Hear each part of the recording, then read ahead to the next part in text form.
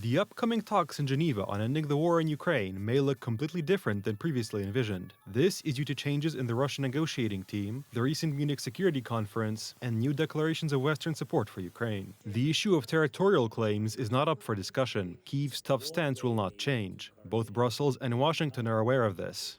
We can't withdraw from our territory or exchange our territory, one piece to another piece of our territory. In Munich, the president of Ukraine sought clear declarations of continued support. It is to flow in a wide stream regardless of the ongoing talks. So we all welcome the progress the US is making to bring peace. But for now, the war continues. And Ukrainian defiance must be matched by our determination.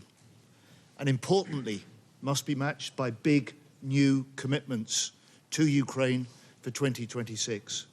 However, it is clear that while military support translates into measurable results, sanctions alone have varying, if not meager, effects. Moscow circumvents them with the help of Asian countries, and European goods still find their way onto the Russian market via roundabout routes.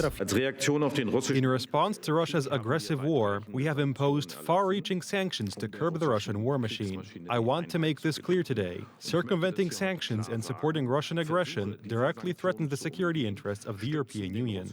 The best example is an analysis by Reuters, which shows that tens of thousands of new Western-brand cars are entering Russia through a network of intermediaries in China. The new cars are formally registered there as used and then exported outside the official channels of the manufacturers, often with zero mileage and factory security measures in place for transport.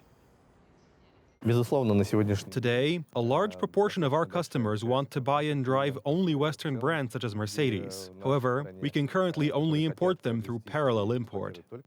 Russian dealers admit outright that the market is functioning, albeit in a gray zone. At the same time, Chinese brands are rapidly taking the place of Western manufacturers, and Moscow is trying to build its own industrial base.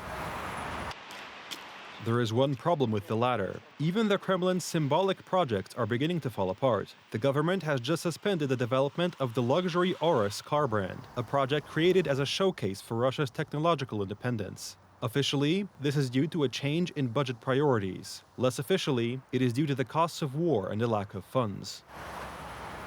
This illustrates a mechanism that will also be key in the Geneva talks. Russia continues to find ways to circumvent sanctions, but at the same time, it is paying increasingly clearly for its economic isolation and technological disconnection from the West. It is the effectiveness of this economic pressure that may determine the Kremlin's real room for maneuver at the negotiating table in the coming months.